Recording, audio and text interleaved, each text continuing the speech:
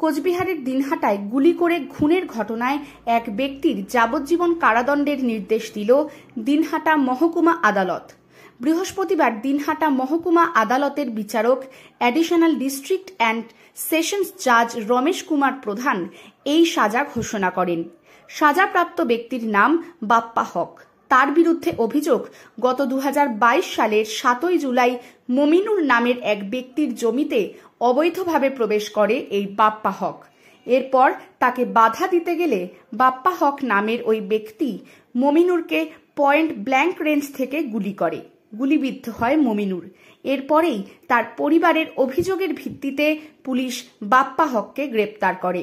দীর্ঘ 3 বছর মামলাটি আদালতে বিচারাধীন থাকার পর অবশেষে বুধবার এই অভিযুক্তকে দোষী সাব্যস্ত করে দিনহাটা মহকুমা আদালত।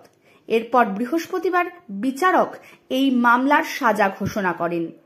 এই বিষয় নিয়ে দিনহাটা মহকুমা আদালতের সরকারি আইনজীবী তাহিরুল ইসলাম বলেন, বাপ্পা হকের যাবজ্জীবন জেল এবং 10,000 টাকা জরিমানা ও অনাদায়ে 3 মাস জেলের নির্দেশ দেওয়া হয়েছে।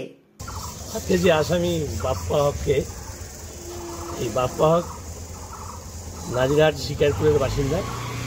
গত 26/7/2022 এই মমিনুরের জমিতে অবৈধভাবে প্রবেশ করে। তখন মমিনুর বাধা দেয়। সেই বাধা দেওয়ার জন্য বাপ্পা হক তাকে পয়েন্ট ব্ল্যাঙ্ক রেঞ্জ থেকে গুলি করে হত্যা করে এবং সে স্পটে মারা যায়।